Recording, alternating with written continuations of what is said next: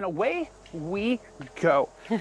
I kind of just like to jump right in because I know I always do my little preliminary talks beforehand. You mentioned that you're a host full time, but you also talked about how you've been doing this for a while. And I love the fact that you're talking about like honing in on your craft. You're past the point, I think it's fair to say you're past the point of like impressing people. Yeah, you're at the point where like you get to do really good work. So what inspires you to keep going and just getting better at it? What do you do for that? I think what's changed for me recently, what inspires me to keep going, becoming a mom, it's like, oh my gosh, it's so much bigger than me. So what initially drew me to hosting was connecting with people and just making that connection like face to face, and then knowing that if it was being filmed, that we were connecting to a wider audience. So now I just get that like thrill every time I'm hosting. But I don't know, just because the fact that it's my career and I actually make money with it now, and I have a daughter to support, and also like a daughter that I hope one day will look up to me and be like, mommy pursued something kind of scary and something kind of thrilling, and you know, something that gave her joy, because it just brings me so much joy. Did you always know you wanted to be a host or be in front of the camera? That's a job I feel like people learn later on. Like, for example, like I didn't know my job was a thing in film school, but now I love it. Right, yeah, that's so true. We were talking about that, when we first met. So yeah, I knew I wanted to be in front of people because I just get that thrill, whether it's like theater or, you know, filming a YouTube show, or just getting up in front of people and giving a tour of NBC, which is what I used to do when I was like 20 years old. And then I didn't really know hosting was a thing. Like, I was doing auditions in New York and just like, I don't know, just kind of fell slowly into it. And then it was like year after year, it would just click more the more I would do it.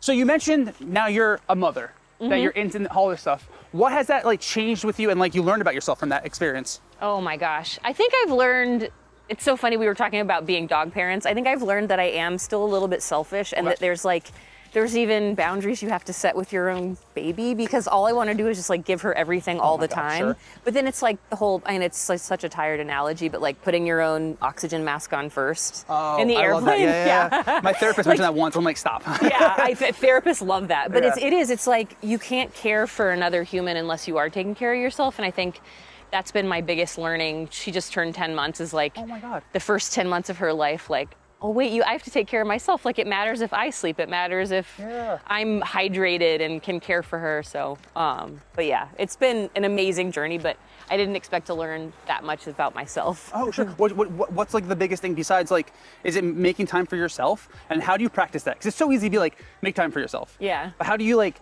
put that into action? Yeah, I don't know. Honestly, I'm still learning that. Like, on my drive here to meet you for this incredible shoot, I was so excited, and I thought, oh my gosh, I'm gonna get some time with my dog. There's always that little feeling of guilt of like, I'm not with my baby right now. Sure. Like, should I be with her? And then it's kind of that push-pull, I think, being a parent. And honestly, like, you being a dog parent, I think you might get this. It's like, we want to be with them, we want to give them a good life, but it's also like we have to follow our bliss and our passion. So that's something that... I think it's interesting you say that, because I want to just piggyback. I know it's a little off topic, but kind of the same.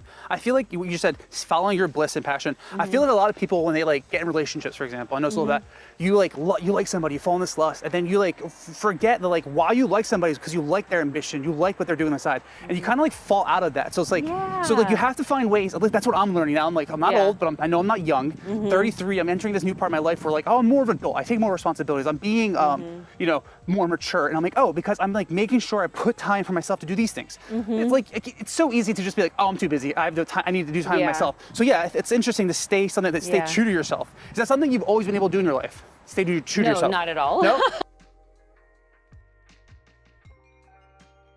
So you said you were not always making time for yourself. So I want to answer your question. So I guess a two-part question. Why, and then when did you make the change? Yeah, if you mind just explore more about that. I mean, not to get too dark, but I mean, when my mom passed away, I think that was, I mean, the worst day of my life and the worst experience ever. I can imagine. Oh shit. But it's like, she set me up with such incredible, I don't know, just the ability to like be a deep thinker, and we're launching, to be a deep thinker and to figure out what I need. And it's like, by losing such a source of support, I guess, you're kind of forced to go it on your own. And it's like, a lot of us, if we're lucky enough, our moms are our biggest like crutch, or you know, like person who supports us, so that when I lost that, I think I had to figure out how to like figure it out fully on my own. What's the biggest thing your mother taught you? I think she taught me, I mean, first and foremost, empathy, kindness. And then I think she's very responsible for like honoring that hunger in me. Like I always wanted more. Oh, I sure. always wanted like something bigger than just the small town that we grew up in, or something bigger than like, you know, not that I don't judge people who marry their college sweethearts and, you know, stay in the same career, but like, you know, I looked around the town we grew up, I looked around the college I went to, and all of it, I was like, there's gotta be something just like a little bit more. And she was like, yeah, like she was just such a I think that's beautiful. dream chaser. Yeah. That's beautiful. Let's get you more on the dock. Yeah. Because I do like the water in the background. Love it. Oh, that's...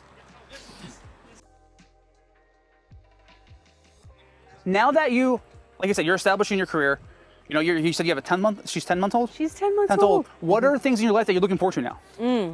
I mean, honestly, like every minute of watching her grow and change. And then, I think I really do. I love to challenge myself. So it's like, Sure. I think I'm at that crossroads of like, what does it mean to be this fully present and like, just, I don't know, enjoy every minute with her, but also, like we were talking about, just have that boundary of pursuing what I love, not just because I love it and it feeds me and it makes me happy. It's like, I think being a fulfilled person and having pursuits outside of just being her mommy, I think will be so good for her. Like, I think that I want to lead by example, I guess is what I'm saying for my baby.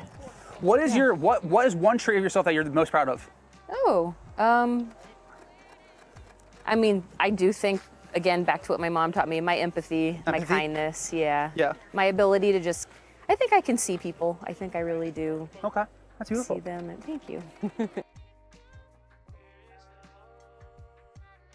So that's 10 minutes. Okay. You seem like you're I don't know you that well. However, I know we talked a little bit on our Zoom call, and now this. You're very positive. You have a great energy that I think is very, what's the right word here? Very contagious.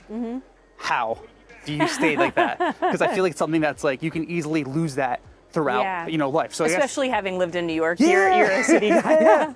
I think, honestly, like the best thing about being kind of a warm person. I once heard it described in an audition as being a soft place to land, which I really loved. Okay.